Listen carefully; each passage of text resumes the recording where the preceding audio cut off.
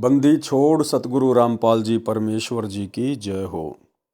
परम पिता परमात्मा सारी सृष्टि के रचनहार कुल मालिक असंख्य ब्रह्मांडों के स्वामी जगत गुरु तीनों लोकों में प्रवेश करके सबका धारण पोषण करने वाले राजाधिराज आत्माधार नाथों के नाथ देवों के देव महादेव सर्वेश्वर महेश्वर मृत्युंजय अजरो अमर आदि अनादि सनातनी प्रभु जगत पिता जगदीश्वर श्री श्री 1008 की उपाधि के वास्तविक अधिकारी अकाल मूरत शब्द स्वरूपी राम वासुदेव सर्वगतम ब्रह्म परम पूज्य प्रथम पूज्य परम संत परम पुरुष परम धनी परम दयालु सत्य कबीर हक्का कबीर अल्लाहु कबीर अल्लाहु अकबर बाखबर अल्लाह ताला जगत के तारणहार जगत के मुक्तिदाता जगत के जगन्नाथ हारे के सहारे हिंदुओं के राम मुसलमानों के अल्लाह सिखों के वाहिगुरु ईसाइयों के मसीह दया के सागर दया निधि करुणा के सागर करुणा निधि स्वयंभू परिभू संकट मोचन कष्ट हरण मंगल करण दुख भंजन अविगत कबीर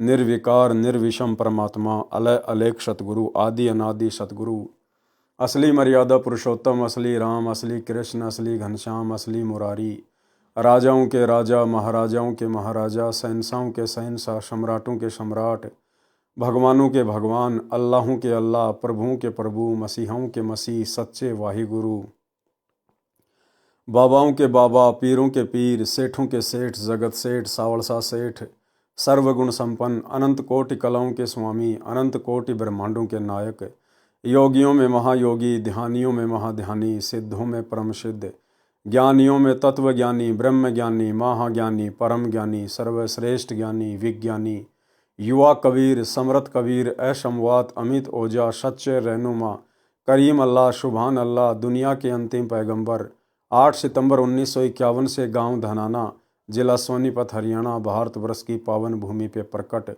रियल कल की भगवान श्री नारायण साकार हरि श्री बाबा साहिब शब्द स्वरूपी राम संत श्रोमणी सतगुरु रामपाल जी परमेश्वर जी के चरण कमल में साध संगति से जुड़े हुए हम सभी सत्सेवक भाई बहनों का अनंत कोटि दंडवत प्रणाम। सत्साई भाई और बहनों, दया पूज्य गुरुदेव भगवान की सतगुरु रामपाल जी परमेश्वर जी की जिनके शुभ आशीर्वाद से आप और हम सभी सत्सेवक भाई बहन साध संगति से जुड़कर गुरुदेव के तत्व ज्ञान को आधार बनाकर उन्हीं के आशीर्वाद से अपनी आत्मा के कल्याणार्थ हेतु भक्ति मार्ग पर निरंतर आगे की ओर बढ़ रहे हैं। भाई और बहनों, पूज्य गुरुदेव जी के कर कमल से लिखित पवित्र ग्रंथ मुक्ति बोध के ऊपर वीडियो बनाने की श्रृंखला जारी है।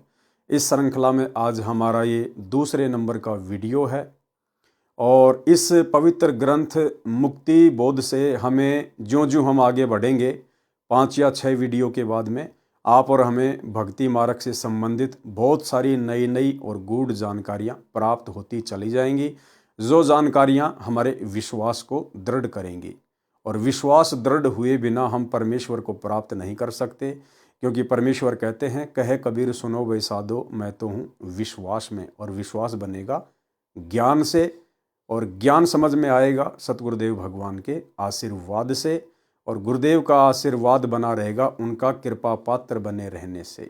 उसके लिए आपको साथ संगति से जुड़ना पड़ेगा। तो चलिए भाई और बहनों आगे बढ़ते हैं। आज मुक्ति बोध में पेज नंबर 9 है, सुमरन के अंग का सरलार्थ अथ सुमरन का अंग। शब्दार्थ, अथ का मतलब होता है प्रारंभ करना, अविगत का मतलब होता है जिस परमेश्वर की गति यानी सामर्थ्य कोई नहीं जानता, जिसको गीता अध्याय 8 श्लोक 3 में परम अक्षर ब्रह्म कहा है तथा अध्याय 8 के ही श्लोक 8, 9, 10 में परम दिव्य पुरुष तथा श्लोक 20 से 22 में अविनाशी अव्यक्त कहा है। गीता अध्याय 18 श्लोक 61, 62 व 66 में गीता ज्ञानदाता ने जिस परमेश्वर की शरण में जाने के लिए कहा है उसी को संत गरीबदास जी ने अविगत राम कहा है। यानी जो आम समाज है वो केवल यही जानता है कि गीता जी का ज्ञान श्री कृष्ण जी ने कहा है, लेकिन जिन्हें तत्वदर्शी संत की शरण प्राप्त हो जाती है फिर उन्हें पता चलता है कि गीता जी का ज्ञान श्री कृष्ण जी ने नहीं बल्कि श्री कृष्ण जी के अंदर प्रेत की तरह प्रवेश करके और ब्रह्मा विष्णु महेश के पिता और दुर्गा के पति यानी काल ब्रह्म ने कहा है। और उस काल ब्रह्म से ऊपर जो तीसरा अव्यक्त परमात्मा है, अलग परमात्मा है, परम अक्षर ब्रह्म, परम दिव्य पुरुष, आदरणीय गरीबदास जी ने उसी परमपिता परमेश्वर को अविगत राम कहा है। अविगत राम, उसी को संत गरीबदास जी ने अविगत राम कहा है। अविगत यानी जिस परमेश्वर की गति यानी सामर्थ्य कोई नहीं जानता। राम की परिभाषा, अब आम समाज में राम शब्द सुनते ही सबके दिमाग की सुई दशरथ पुत्र श्री रामचंद्र जी के ऊपर सेट हो जाती है। दशरथ पुत्र के तो सिर्फ शरीर का नाम ही राम था। वास्तव में राम किसे कहते हैं? राम एक शक्ति बोधक शब्द है। राम उस दिव्य परम पुरुष कबीर परमेश्वर सतगुरु रामपाल जी का उपमात्मक नाम है। राम राम राम शब्द जगत बखाने, आदि राम कोई बिरला जाने। राम की परिभाषा, राम कहो प्रभु स्वामी अल्लाह भगवान ईश परमात्मा या साहब साहिब कहो, ये परमात्मा का बोध कराने वाले नाम हैं। उदाहरण के लिए जैसे तहसीलदार साहब अपने कार्य क्षेत्र का स्वामी है, मालिक है, प्रभु है। उपायुक्त साहब ये अपने जिले में साहब स्वामी प्रभु मालिक है। आयुक्त साहब ये कई जिलों का साहब स्वामी प्रभु मालिक है। प्रांत का मंत्री भी साहब है, स्वामी प्रभु है। मुख्यमंत्री भी साहब राम प्रभु स्वामी है। केंद्र सरकार का मंत्री भी साहब यानी राम प्रभु स्वामी है। देश के प्रधानमंत्री जी भी साहब राम प्रभु स्वामी हैं। देश के राष्ट्रपति जी साहब भी स्वामी है, राम है, प्रभु है। परंतु इन सब की अपनी अपनी सीमाएं हैं, अपने अपने कार्य क्षेत्र के सब ही प्रभु हैं, परंतु वास्तव में समर्थ शक्ति राष्ट्रपति जी हैं। उनके पश्चात प्रधानमंत्री जी समर्थ शक्ति हैं, पूर्ण साहब हैं। इस सुमरण के अंग में वाणी नंबर 15-16 में कहा है कि मूल कमल में राम है, यानी गणेश जी हैं। यानी गणेश जी भी अपने स्तर के राम हैं, स्वामी हैं, प्रभु हैं। मूल कमल में राम है। इस सुमरण के अंग में वाणी नंबर 15 में कहा है कि मूल कमल में राम है, यानी गणेश जी हैं, ये भी स्वामी हैं, राम है यानी देव है। स्वाद कमल में राम, ब्रह्मा सावित्री जी प्रभु हैं। नाभि कमल में राम, विष्णु लक्ष्मी जी प्रभु हैं। और हृदय कमल विश्राम, हृदय कमल में शिव पार्वती भी प्रभु हैं, राम हैं, स्वामी हैं। कंठ कमल में राम है, देवी दुर्गा भी राम है, मालिक है, स्वामी है। त्रिकुटी कमल में राम, सतगुरु रूप में परमेश्वर त्रिकुटी में विराजमान है। त्रिकुटी पर सतगुरु रूप में कौन विराजमान है? परमेश्वर विराजमान है, कबीर भगवान विराजमान है, हमारे पूज्य गुरुदेव भगवान विराजमान हैं। वे उस स्थान पर सतगुरु रूप में अपने कार्य के स्वामी हैं, राम हैं, प्रभु हैं। सहस कमल दल राम है, यानी काल निरंजन भी अपने 21 ब्रह्मांडों का राम है, स्वामी है, प्रभु हैं। यानी राम केवल शक्ति बोधक शब्द है। जैसे साहब, जिला कलेक्टर साहब, प्रधानमंत्री साहब, राष्ट्रपति साहब, थानेदार साहब, सबके नाम के आगे साहब लगता है, लेकिन वो अपने अपने कार्य क्षेत्र के ही साहब हैं, राम हैं, प्रभु हैं, स्वामी हैं। यानी राम शब्द को हमने इस प्रकार से समझना है। जो सहस्त्र कमल दल में अव्यक्त रूप में बैठा है, सुन बस्ती सब ठाम है, सब स्थानों लोकों पर जिसकी सत्ता है, वह सत्य पुरुष भी राम स्वामी प्रभु है। वाणी नंबर 17 में कहा है कि वास्तव में समर्थ राम है। अचल अभंगी राम है, गलताना दमलीन, सुरती नृति के अंतरे बाजे अनहद बीन। अचल का अर्थ होता है स्थायी, अचल यानी स्थायी, जो कभी भी डगमग ना हो। और अभंगी का मतलब है अविनाशी, जो कभी भी भंग ना हो, खंड ना हो। जो कभी भंग यानी नष्ट नहीं होता, वह समर्थ राम है। सुमरण का अर्थ है परमात्मा के सतमंत्र का जाप करना। जैसे कबीर परमेश्वर जी ने कहा है कि सार शब्द का सुमरण करही, सो हंसा भवसागर तरही। सुमरन का बल ऐसा भाई, कालई जीत लोक ले जाई। नाम सुमर ले शुक्रम कर ले, कौन जाने कल की खबर नहीं पल की। श्वास श्वास में नाम जपो, व्यर्थवा श्वास ना खोए। ना बेरा इस श्वास का आवन हो के न होए। कहता हूँ कहीं जात हूँ, सुनता है सब कोय। सुमरन से भला होएगा, नातर भला ना होए। सुमरन मार्ग सहज का, सतगुरु दिया बताए। श्वास श्वास जो सुमरता, एक दिन मिलसी आए। राग आसावरी से शब्द नंबर 63, 66 तथा 75। नर सुन रे मूड गवारा, भाई राम भजन तत् सारा।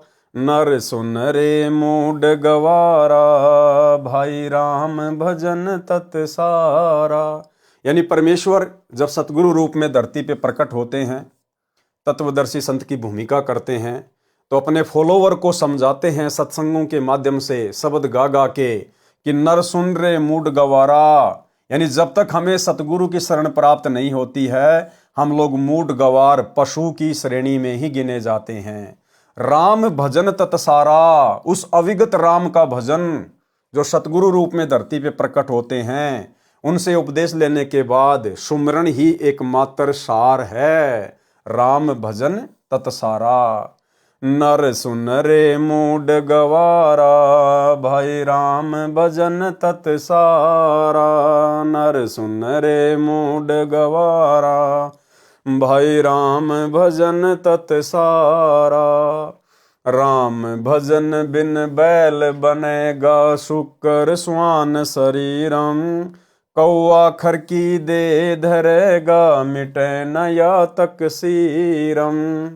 तकसीरम यानी ये दुख, ये परेशानी, ये संकट कभी नहीं मिटने वाला, यदि उस अविगत राम का सुमरण नहीं करेगा तो। कीट पतंग भवंग होत है, गिद्दड़ जम्बक जूनी। बिना भजन जड़ वृक्ष कीजिए, पद बिन काया सूनी। भक्ति बिना नर खर एक हैं, जिन हर पद नहीं जाण्या। पार ब्रह्म की परख नहीं रे, पूज मुए पाषाणा। सथावर जंगम में जगदीशम, व्यापक पूर्ण ब्रह्म बिनानी। निरालंब न्यारा नहीं दर्शन, भुगत चारों खानी।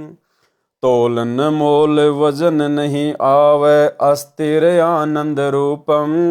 घटमट में तत् सेति न्यारा, सोहम सेति स्वरूपम। बादल छा ओस का पानी, तेरा यो उन्माना।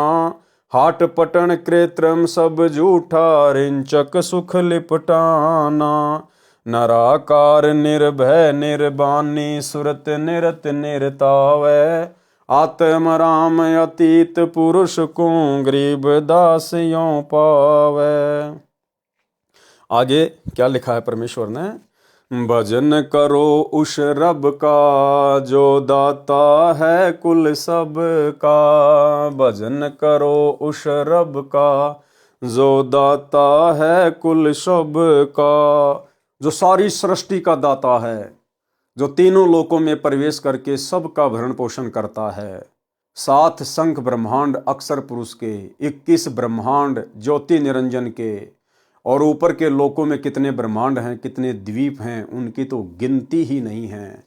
और इनमें जितने भी प्राणी रहते हैं, परमेश्वर सबका भरण पोषण करते हैं, सबका ध्यान रखते हैं। तो कहते हैं उस एकमात्र परमात्मा का, अविगत राम का, कबीर परमेश्वर का भजन करो, जो सबका दाता है। भजन करो उस रब का, जो दाता है कुल सब का। भजन करो उस रब का, जो दाता है कुल सब का। बिना भजन भय मिटे नियम का, समझ बूझ रे भाई। सतगुरु नाम दान जिन दीन्या, यों संतों ठहराई। सत्य कबीर नाम करता का, कल्प करे दिल देवा। सुमरण करे सुरत से लापै, पावे हर पद भेवा। आसन बंद पवन पद पर नाभि नाम जगावे। त्रिकुटी कमल में पद्म झलके जासे ध्यान लगावे। सब सुख भुगता जीवत मुक्ता दुखदारी दर दूरी। ज्ञान ध्यान गलतान हरि पद जो कुरंग कस्तूरी। गज मोती हस्ती के मस्तक उन्मुन रह दीवाना। खाए न पीवे मंगल घूमे आठ भगत गलताना। ऐसे तत्पद के अधिकारी पलख अलख से जोरे। तन मन धन सब अर्पण कर ही नेक न माथा मोरे।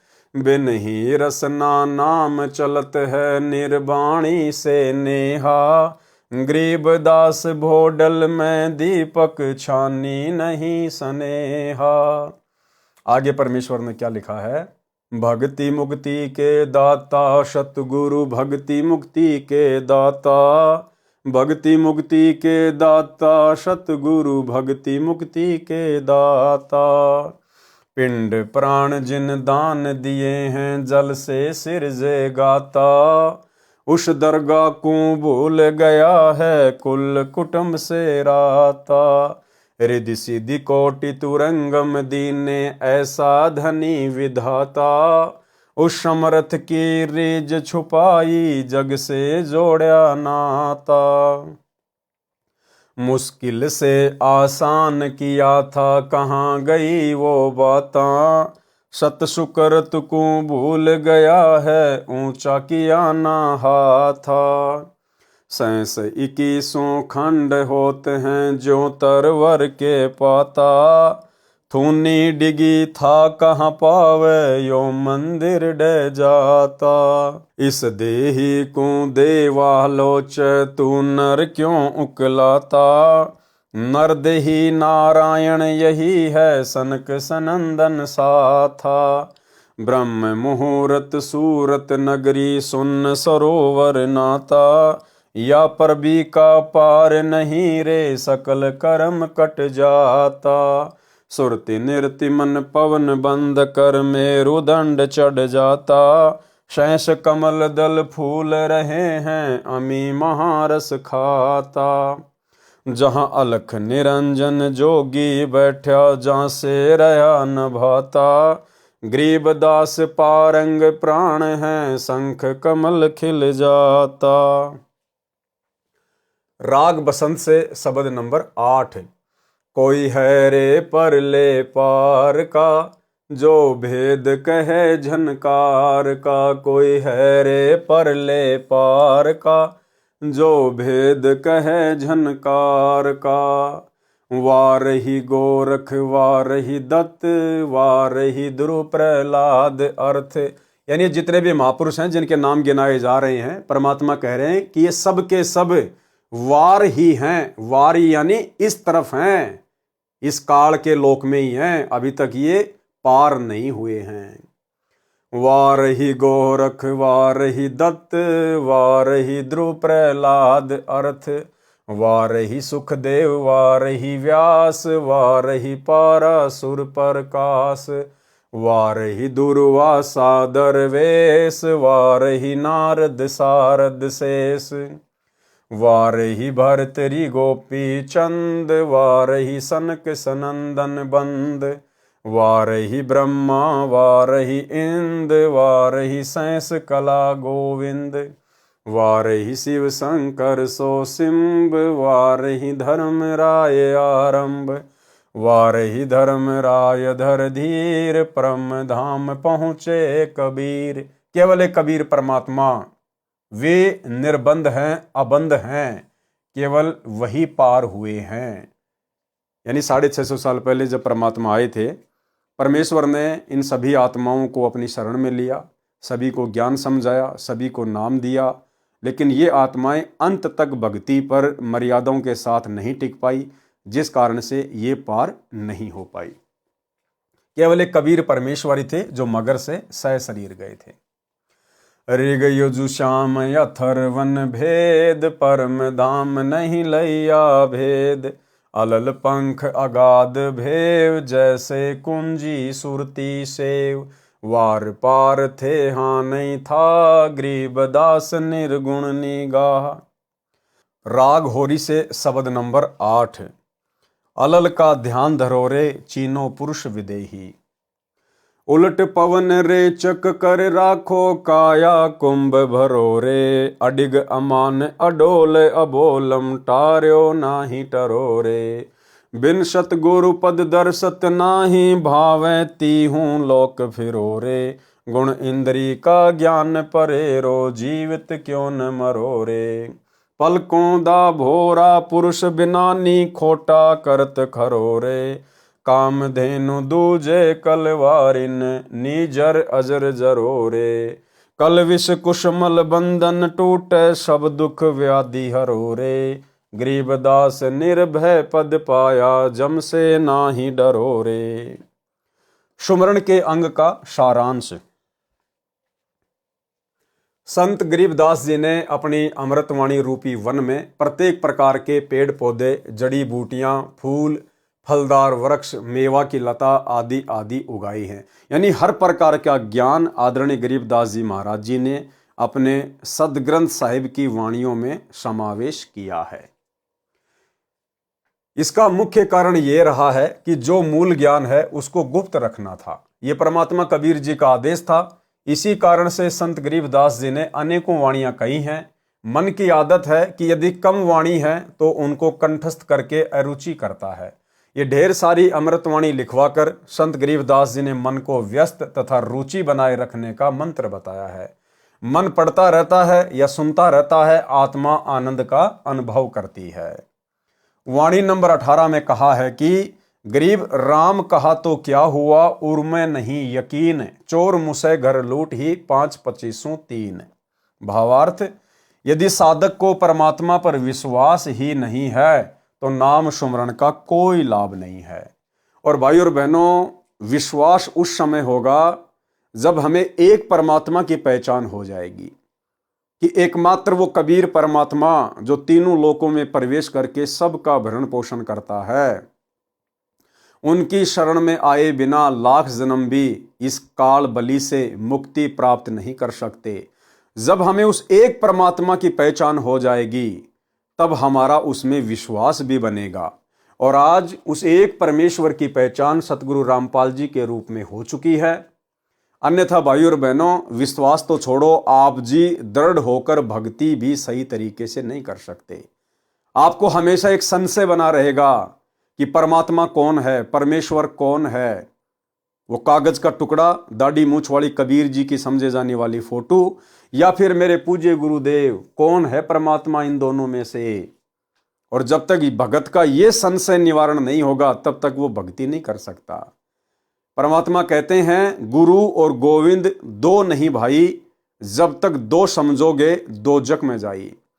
जब तक आप भगवान मानोगे उस दाढ़ी मूछ वाले कबीर जी की फोटो को, और गुरु मानोगे अपने गुरु को कि मेरा गुरु तो केवल गुरु है, एक संत है, भगवान तो कबीर जी हैं, वो दाढ़ी मूछ वाली फोटो है जिनका हम जून के महीने में कबीर प्रकट दिवस मनाते हैं। तो परमात्मा कहते हैं कि ऐसी आत्मा भी तत्वदर्शी संत की शरण में आने के बाद भी वो नरक की ओर ही जाती है।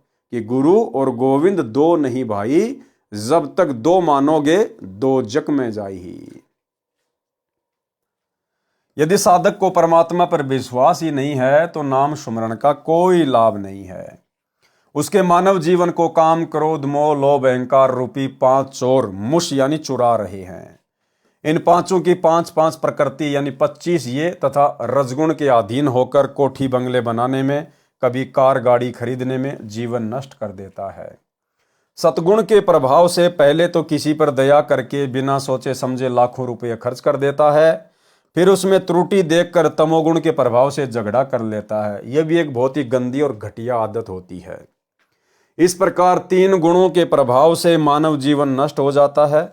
यदि तत्वदर्शी संत से ज्ञान सुनकर विश्वास के साथ नाम का जाप करें तो जीवन सफल हो जाता है। जिन जिन भक्तों ने मर्यादा में रहकर जिस स्तर की भक्ति, दान आदि आदि किया है उनको लाभ अवश्य मिला है। उदाहरण बताया है कि वाणी नंबर 31 से 39 में। गोरखनाथ, दत्तात्रेय, सुखदेव, पीपा, नामदेव, धन्ना भगत, रहदास यानी रविदास, फरीद, नानक, दादू, हरिदास, गोपीचंद, भरतरी, जंगनाथ, जंगरनाथ, चरपटनाथ, अब्राहिम अदम सुल्तान, नारद ऋषि, प्रहलाद भगत, ध्रुव, विभीषण, जयदेव, कपिल मुनि, स्वामी रामानंद जी, श्री कृष्ण, श्री दुर्वासा, शंभु यानी शिव, विष्णु, ब्रह्मा आदि सबकी प्रसिद्धि पूर्व जन्म तथा वर्तमान में की गई नाम सुमरण की शक्ति से हुई है। अन्यथा ये कहाँ थे, यानी इनको कौन जानता था। इसी प्रकार आप भी तन मन धन समर्पित करके, गुरु धारण करके आजीवन भक्ति मर्यादा में रहकर करोगे तो आप भी भक्ति शक्ति प्राप्त करके अमर हो जाओगे। जिन जिन साधकों ने जिस जिस देव की साधना की उनको उतनी महिमा मिली है। यानी भाइयों और बहनों, ये जितने भी नाम यहाँ पर गिना दिए गए हैं ये सभी आत्माएं अभी तक सतलोक नहीं जा पाई हैं। ये सभी आत्माएं इधर ही हैं, ये वार ही हैं, वार ही इसी काल के लोक में। लेकिन इन आत्माओं को इतना लाभ मिल गया, इतना बेनिफिट मिल गया कि कबीर परमेश्वर जी ने फिर इन आत्माओं को काल के हत्थे दोबारा नहीं चढ़ने दिया। और अब कलयुग की बिचली पीढ़ी में परमात्मा इन सभी महापुरुषों को, जिनके अक्सर हम गुरुदेव के मुख कमल से उदाहरण सुनते हैं, इन सभी आत्माओं को वर्तमान में गुरुदेव मनुष्य जन्म देकर फिर से अपनी शरण में लेकर मुक्ति प्राप्ति का मौका देंगे, अगर आजीवन मर्यादा के साथ भक्ति करते रहे तो। कबीर जी ने कहा है कि जो जाकी शरणा बसे ताको ताकी लाज, जल स्यों ही मछली चढ़े बह जाते गजराज।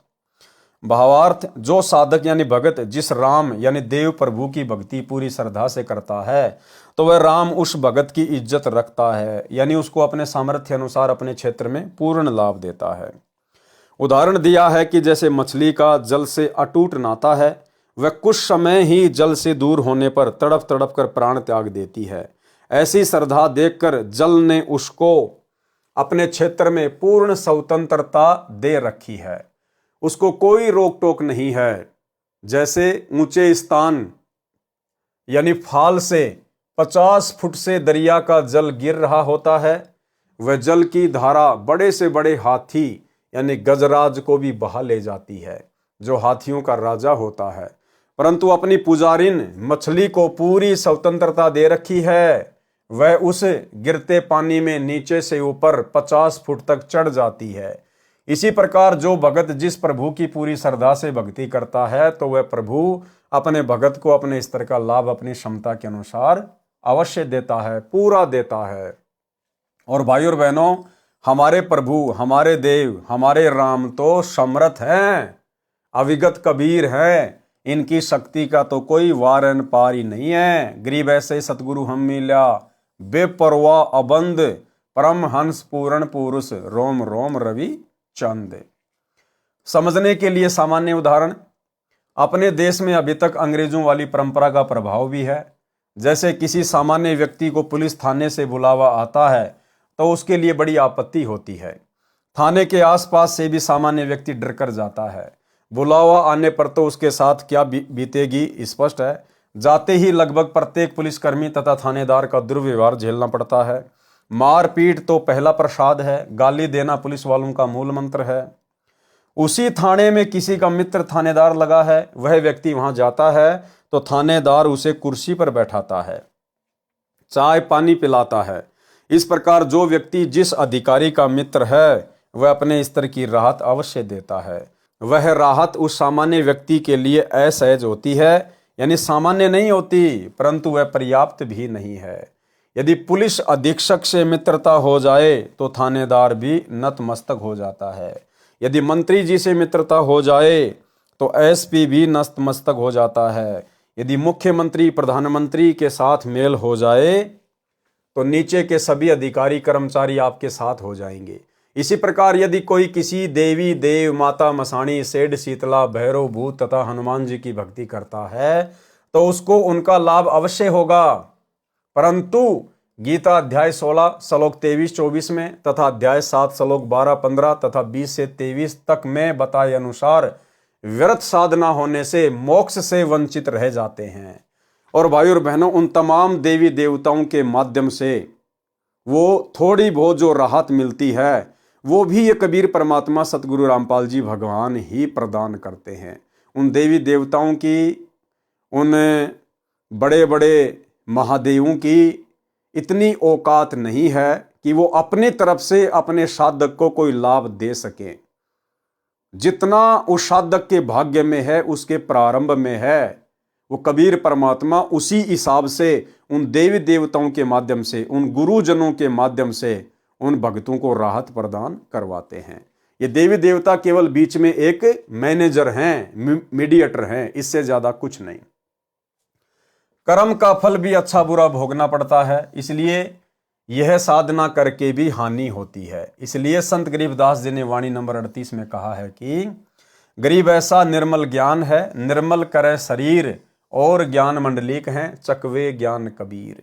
भावार्थ, वेदों, गीता, पुराणों, कुरान, बाइबल आदि का ज्ञान तो मंडलिक यानी अपनी अपनी सीमा का है, डिविजनल है, परंतु परमेश्वर कबीर जी द्वारा बताया आध्यात्मिक सत्य ज्ञान यानी तत्व ज्ञान, सूक्ष्म वेद, चक्रवर्ती ज्ञान है, जिसमें सब ज्ञानों का समावेश है, वह कबीर वाणी है। वाणी नंबर 41 और 42। गरीब गगन मंडल में रहत है, अविनाशी आप अलेख, जुगन जुगन सत्संग है, धर धर खेले भेख। गरीब काया माया खंड है, खंड राज और पाट, अमर नाम निज बंदगी, सतगुरु से भई साट। भावार्थ, पूर्ण परमात्मा कबीर जी गगन मंडल यानी आकाश में रहता है, सत्यलोक में रहता है, जो अविनाशी अलेख है। अलेख का अर्थ है जो पृथ्वी से देखा नहीं जा सकता, जिसे अविनाशी अव्यक्त गीता अध्याय 8 श्लोक 20 से 23 में कहा है। जैसे कुछ ऋषिजन दिव्य दृष्टि के द्वारा पृथ्वी से स्वर्गलोक, श्री विष्णु लोक, श्री ब्रह्मा लोक तथा श्री शिव जी के लोक तथा वहां के देवी देवताओं को तथा ब्रह्मा विष्णु महेश को देख लेते हैं, परंतु ब्रह्म काल को तथा इससे ऊपर अक्षर पुरुष तथा परम अक्षर पुरुष अविनाशी अलेख को कोई नहीं देख सकता, जिस कारण से उस परमात्मा का यथार्थ उल्लेख ग्रंथों में नहीं है। यथार्थ वर्णन सूक्ष्म वेद में है, जो स्वयं परमात्मा द्वारा बताया आध्यात्मिक ज्ञान है। इसलिए उस पूर्ण परमात्मा को अलख तथा अलेख कहकर उपमा दी गई है। यानी उस पूर्ण परमात्मा कबीर साहिब को कोई भी साधक अपनी दिव्य दृष्टि से नहीं देख सकता है, इसलिए उसको अलेख कहा है। अलेख जिसको कोई देख ना सके, इसलिए उस पूर्ण परमात्मा को अलख तथा अलेख कहकर उपमा दी है। उस परमेश्वर को देखने के लिए पूर्ण सतगुरु जी से दीक्षा लेकर तब सतलोक जाकर ही देखा जा सकता है।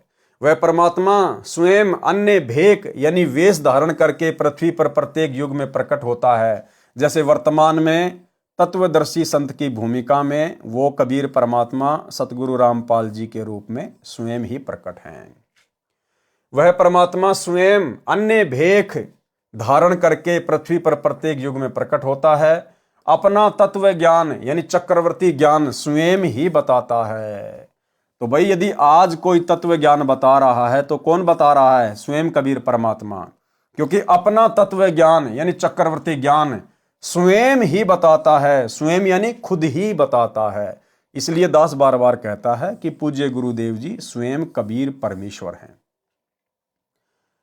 अपना तत्व ज्ञान चक्रवर्ती ज्ञान स्वयं ही बताता है कि यह सब राजपाट तथा शरीर खंड यानी नाशवान है। केवल सतगुरु से मिलन तथा उनके द्वारा दिया निज नाम सत्य भक्ति मंत्र ही अमर है। यदि सच्चे भक्ति मंत्र प्राप्त नहीं हुए तो अन्य नामों का जाप सुमरण तथा यज्ञ करना सब व्यर्थ है। सुमरण के अंग की वाणी नंबर 20 में कहा है कि गरीब राम नाम निज सार है, मूल मंत्र मनमाही, पिंड ब्रह्मंड से रहित है, जननी जाया नाही। भावार्थ, संत गरीबदास जी ने कहा है कि मोक्ष के लिए राम के नाम का जाप ही निज सार है, यानी मोक्ष प्राप्ति का निष्कर्ष है। नाम सुमरण से ही मुक्ति होती है। नाम भी मूल मंत्र यानी यथार्थ नाम हो। जिस पूर्ण परमात्मा का जो मूल मंत्र यानी सार नाम है वह परमेश्वर पिंड यानी नाड़ी तंत्र से बने 5 तत्व के शरीर से रहित है। उसका 5 तत्व का शरीर नहीं है। परमात्मा का जन्म किसी माता से नहीं हुआ है। वाणी नंबर 21। गरीब राम रटत नहीं ढील कर, हरदम नाम उचार, अमी महारस पीजिए यो तत् बारंबार। हे भगत, पूर्ण गुरु से दीक्षा लेकर उस राम के नाम की रटना यानी जाप करने में देरी यानी ढील मत कर। प्रत्येक श्वास में उस नाम को उच्चार यानी जाप कर। ये सुमरण का अमृत बार बार पी यानी कार्य करते करते तथा कार्य से समय मिलते ही जाप शुरू कर दे। इस अमृत रूपी नाम जाप के अमृत को पीता रहे। ये तत्व यानी भक्ति का सार है। यदि यथार्थ नाम प्राप्त नहीं है तो चाहे पुराणों में वर्णित धार्मिक क्रियाएं करोड़ों गाय दान करो, करोड़ों धर्म यज्ञ जोनार यानी जिम्मनवार करो, किसी लड़के के जन्म पर भोजन कराना करो, चाहे करोड़ों कुएं खुदवाओ, करोड़ों तीर्थों के तालाबों को गहरा करवाओ, जिससे जम की मार यानी काल की चोट यानी कर्म का दंड समाप्त नहीं हो सकता। केवल कबीर परमेश्वर जी से उपदेश प्राप्त करके और उनका जो निज नाम है केवल उसी का सुमरण करने से जीव मुक्ति प्राप्त कर सकता है और जितने भी ये कर्म के दंड हैं इनकी चोट से बच सकता है। वाणी नंबर 22। गरीब कोटि गऊ जे दान दे, कोटि जग जो नार, कोटि कूप तीर्थ खने मिटे नहीं जम्मार। जैसे किसी देव या संत के नाम का मेला लगता है, उसका स्थान किसी छोटे बड़े जलाशय के पास होता है। श्रद्धालुओं को उस तालाब से मिट्टी निकलवाने को कहा जाता है तथा उसको पुण्य का कार्य कहा जाता है। यदि सतनाम का जाप नहीं किया तो मोक्ष नहीं होगा। साधक को अन्य साधना का फल स्वर्ग में समाप्त करके पाप को नरक में भोगना होता है, इसलिए सब व्यर्थ है। वाणी नंबर 23। गरीब कोटिक तीर्थ बरत करी, कोटि गज करी दान, कोटि अश्व विप्रो दिए मिटे न खेचा तान। चाहे करोड़ों तीर्थों का भ्रमण करो, करोड़ों व्रत रखो, करोड़ों गज यानी हाथी दान करो, चाहे करोड़ों घोड़े ब्राह्मणों को दान करो, उससे जन्म मरण तथा कर्म के दंड से होने वाली खेचाताण यानी दुर्गति समाप्त नहीं हो सकती। वाणी नंबर 24। गरीब पार्वती कै उर धर्या, अमर भई क्षण माही, सुखदेव की 84 मिटी निरालम निज नाम। वाणी नंबर 24 का भावार्थ है कि जैसे पार्वती पत्नी शिव शंकर को जितना अमृतत्व वह भगवान शिव जितनी आयु नाम प्राप्ति के बाद जिएगी, फिर दोनों की मृत्यु होगी, इतना मोक्ष है। उसको भी देवी जी को शिव जी को गुरु मानकर निज मंत्रों का जाप करने से प्राप्त हुआ। ऋषि वेदव्यास जी के पुत्र सुखदेव जी को अपनी पूर्व जन्म की सिद्धि का अहंकार था, जिस कारण से बिना गुरु धारण किए ऊपर के लोकों में सिद्धि से उड़कर चला जाता था। जब श्री विष्णु जी ने उसे समझाया और स्वर्ग में रहने नहीं दिया, तब उनकी बुद्धि ठिकाने आई। राजा जनक से दीक्षा ली, तब सुखदेव जी की उतनी मुक्ति हुई जितनी मुक्ति उस नाम से हो सकती थी। परमानेंट मुक्ति यहाँ के किसी भी देव महादेव के नाम से नहीं हो सकती। परमानेंट मुक्ति केवल कबीर परमेश्वर सतगुरु रामपाल जी की शरण में आकर उपदेश प्राप्त करने से और आजीवन मर्यादित रहकर भक्ति सफल करने से ही संभव है। परमेश्वर कबीर जी अपने विधान अनुसार राजा जनक को भी त्रेता युग में मिले थे। उनको केवल हरियम नाम जाप करने को दिया था, क्योंकि वे श्री विष्णु जी के भगत थे। वही मंत्र सुखदेव को प्राप्त हुआ था, जिस कारण से वे श्री विष्णु लोक के स्वर्ग रूपी होटल में आनंद से निवास कर रहे हैं। वहीं से विमान में बैठकर अर्जुन के पुत्र यानी अभिमन्यु के पुत्र राजा परीक्षित को भागवत सुधा सागर की कथा सुनाने आए थे, फिर वहीं लौट गए। गरीब ऋषभ देव के आइया, कबी नामे अवतार, नो योगेश्वर मैं रमा, जनक विदेही उधार। भावार्थ, परमेश्वर कबीर जी अपने विधान अनुसार कि परमात्मा ऊपर के लोक में निवास करता है, वहां से गति करके आता है, अच्छी आत्माओं को मिलता है, उनको अपनी वाक यानी वाणी द्वारा भक्ति करने की प्रेरणा करता है, आदि आदि। राजा ऋषभ देव जैन धर्म के प्रथम तीर्थंकर को मिले थे। अपना नाम कबीर देव बताया था। ऋषभ देव जी ने अपने धर्म गुरुओं ऋषियों से सुन रखा, कहते हैं उनको सत्य ज्ञान बताकर उनको सही दिशा दी। परंतु राजा जनक ने विष्णु उपासना को नहीं त्यागा। राजा जनक से दीक्षा लेकर सुखदेव ऋषि को स्वर्ग प्राप्त हुआ, परंतु वह पूर्ण मोक्ष नहीं मिला, जो गीता अध्याय 15 श्लोक 4 में कहा है। क्या कहा है कि तत्वदर्शी संत से तत्व ज्ञान समझने के पश्चात अध्यात्म अज्ञान को तत्व ज्ञान रूपी शस्त्र से काटकर उसके पश्चात परमेश्वर के उस परम पद की खोज करनी चाहिए, जहां जाने के पश्चात साधक लौटकर संसार में कभी नहीं आते, यानी कभी फिर जन्म मृत्यु नहीं होती। जिस परमेश्वर से संसार रूपी वृक्ष की प्रवृत्ति विस्तार को प्राप्त हुई है, यानी जिस परमेश्वर ने संसार की रचना की है, केवल उसी की भक्ति करो, केवल उसी की भक्ति। वाणी नंबर 24 में यही स्पष्ट किया है कि यदि स्वर्ग जाने की भी तमन्ना है तो वे भी विशेष यानी निज मंत्रों के जाप से ही पूर्ण होगी। और वर्तमान में भाई और बहनों, यदि किसी को काललोक तक की भी पूर्ण भक्ति करनी है तो वो मंत्र भी सतगुरु रामपाल जी परमेश्वर जी के पास ही उपलब्ध हैं। वर्तमान में एकमात्र अधिकारी गुरु सतलोक के और निरंजन लोक के स्वर्ग के केवल सतगुरु रामपाल जी परमेश्वर ही हैं। परंतु ये इच्छा तत्व ज्ञान के अभाव से है। जैसे गीता अध्याय 2 श्लोक 46 में बहुत सटीक उदाहरण दिया है कि सब ओर से परिपूर्ण जलाशय बड़ी झील प्राप्त हो जाने पर छोटे जलाशय यानी तालाब में मनुष्य का जितना प्रयोजन रह जाता है, उसी प्रकार तत्व ज्ञान की प्राप्ति के पश्चात विद्वान पुरुष का वेदों ऋग्वेद यजुर्वेद सामवेद अथर्ववेद में प्रयोजन रह जाता है। यानी जब हमें तत्वदर्शी संत मिल जाता है, जब हमें उनसे वो अनमोल तत्व ज्ञान सुनने को मिल जाता है, तो उसके बाद फिर किसी साधक की इच्छा यहाँ के स्वर्ग में बैकुंठ में ब्रह्मलोक में जाने की बनेगी ही नहीं।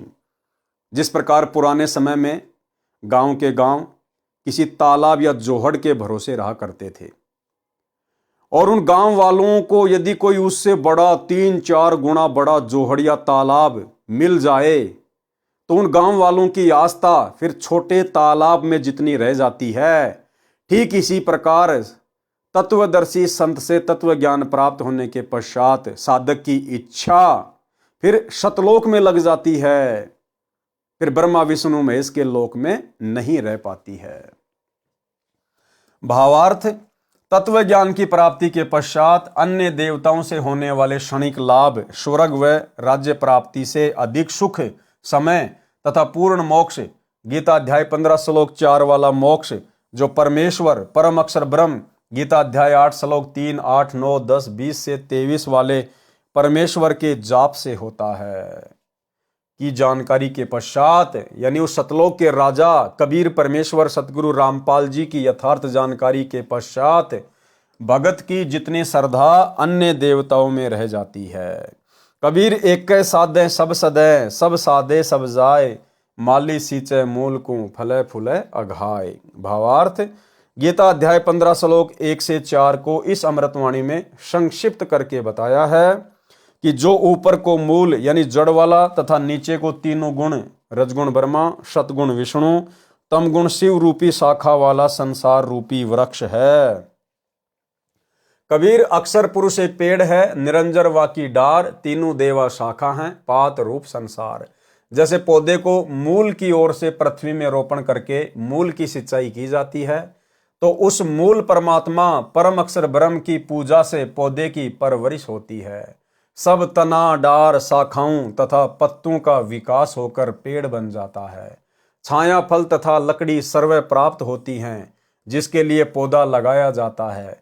यदि पौधे की शाखाओं को मिट्टी में रोपकर जड़ों को ऊपर करके सिंचाई करेंगे तो भक्ति रूपी पौधा नष्ट हो जाएगा।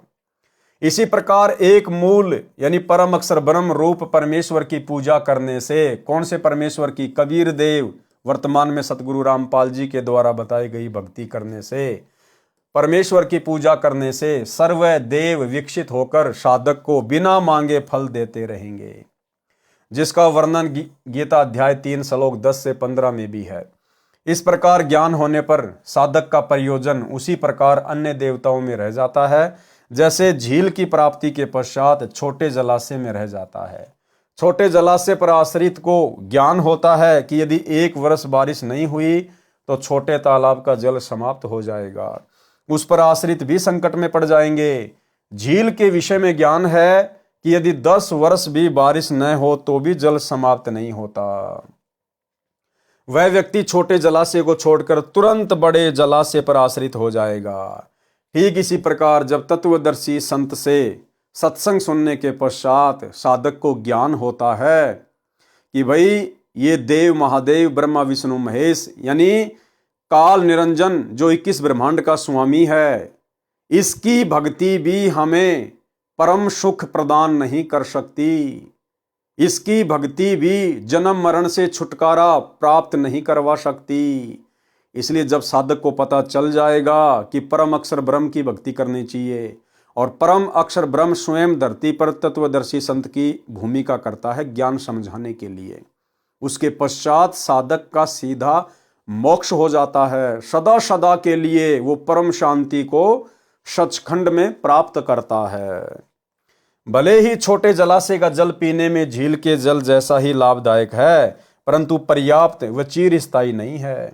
इसी प्रकार अन्य देवताओं रजगुण ब्रह्मा जी, सतगुण विष्णु जी तथा तमगुण शिव जी की भक्ति से मिलने वाले स्वर्ग का सुख बुरा नहीं है, परंतु क्षणिक है, पर्याप्त नहीं है। उसके बाद फिर 84 लाख योनियों में गधा कुत्ता सुअर बनना पड़ेगा, नरक का कष्ट भोगना पड़ेगा।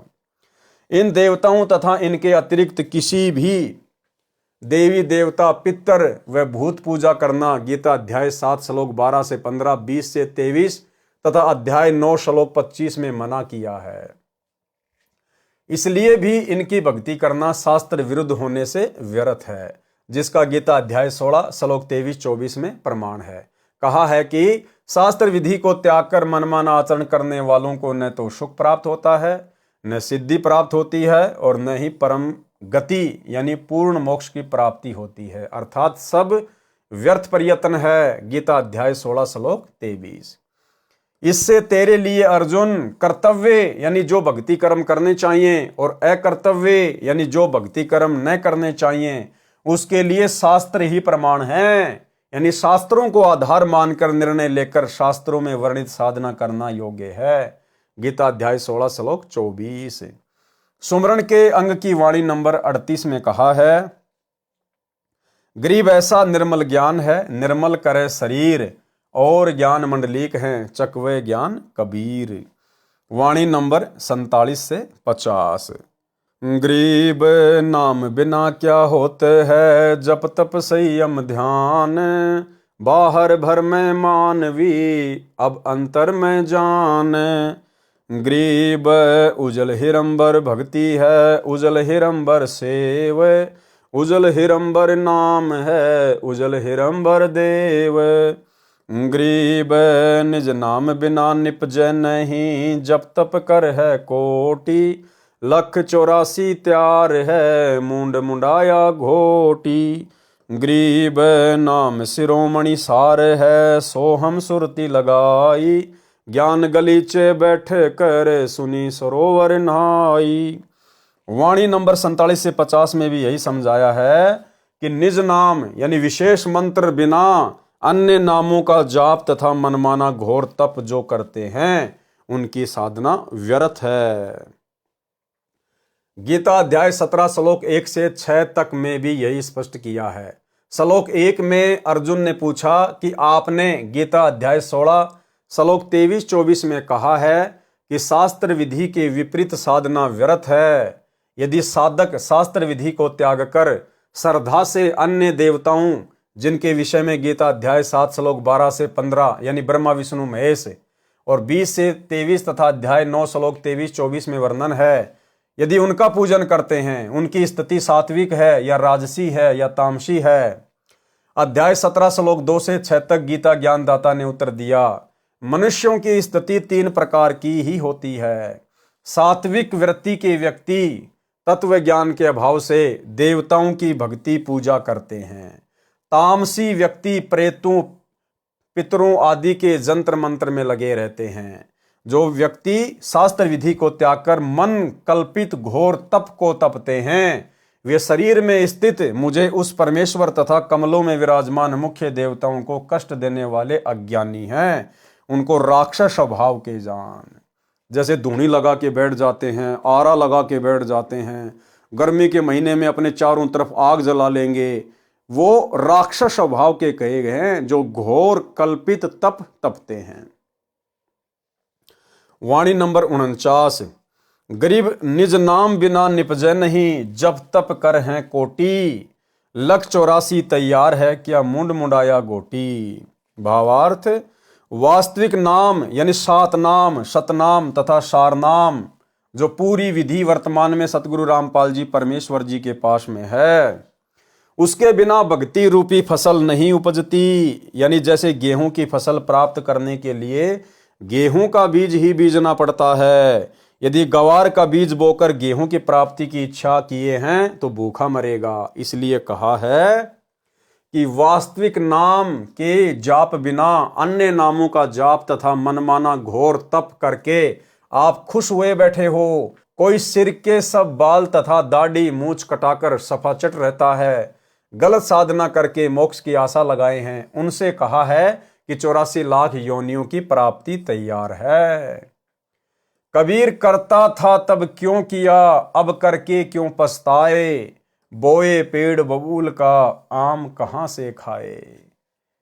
यानी भाई और बहनों, पूर्ण तत्वदर्शी संत की शरण में आए नहीं, उनके बताए अनुसार सत्य साधना की नहीं, उनके बताए अनुसार भक्ति मर्यादाओं को निभाया नहीं, तो भाई फिर अंत में पछताने से क्या होगा। जब तत्वदर्शी संत समझा रहा था, बता रहा था, उस समय तो उनकी बातों पे ध्यान नहीं दिया, और काल प्रेरणा से अन्य जो नीचे स्तर की साधना है, देवी देवताओं की, ब्रह्मा विष्णु महेश और इस ब्रह्म ज्योति निरंजन तक की साधना में लगे रहे, जिसके फलस्वरूप कुछ समय आपको स्वर्ग मिल जाएगा, उसके बाद उससे ज्यादा समय फिर नरक मिलेगा, उससे भी ज्यादा समय फिर लख 84 योनियों में महाकष्ट भोगने पड़ेंगे। तो परमेश्वर कहते हैं कि समय रहते तो चेते नहीं, कबीर करता था तब क्यों किया, अब करके क्यों पछताए, बोए पेड़ बबूल का आम कहां से खाए। तो भाई और बहनों, दया है परमपिता परमेश्वर की, सतगुरु रामपाल जी की। आज आप और हम सभी भगत भाई बहनों को पूर्ण परमेश्वर की शरण प्राप्त हो चुकी है। उस तत्वदर्शी संत की बाखबर की हमें शरण प्राप्त हो चुकी है। और यदि हम आजीवन इस भक्ति मार्ग पर मर्यादाओं में रहकर डटे रहे, लगे रहे, तो हमारा पूर्ण मोक्ष इसी जन्म में 101% अटल है, अडिग है, कोई रोक नहीं सकता। लेकिन जो कंडीशन है, जो शर्त है सतगुरु की, उनके ऊपर हमने खरा उतरना पड़ेगा। ज्ञान को आधार, गुरु को भगवान, तब कहीं जाकर हम इस पूर्ण मोक्ष प्राप्ति के योग्य बनेंगे। तो भाई और बहनों, पूज्य गुरुदेव सतगुरु रामपाल जी के कर कमल से लिखित पवित्र ग्रंथ मुक्ति बोध के इस 2 नंबर वीडियो में आज केवल इतना ही। कल रात्रि 8 बजे सभी भाई बहन फिर से लाइव जुड़िए 3रे नंबर के वीडियो में। इसी प्रकार हम धीरे धीरे आगे बढ़ेंगे। परमेश्वर के आशीर्वाद से इस पवित्र ग्रंथ मुक्ति बोध पर तकरीबन 60 से 70 के आसपास वीडियो बनेंगे। और जैसे जैसे हम आगे बढ़ेंगे, क्योंकि अभी तो शुरुआत है, कम से कम 4 या 5 वीडियो तो थोड़े बहुत नॉर्मल ही रहेंगे, एक भूमिका को लेकर चलेंगे। उसके बाद फिर परमेश्वर आगे इनमें महापुरुषों की कथाओं का वर्णन करेंगे, जिससे सुनकर हमारी आत्मा भी गदगद होगी और हमारा विश्वास भी भक्ति मार्ग पर बढ़ेगा। तो आज के वीडियो में केवल इतना ही। गुरुदेव भगवान हम सबको आज्ञा दें, इजाज़त दें, आशीर्वाद दें। बंदी छोड़ सतगुरु रामपाल जी परमेश्वर जी की जय हो।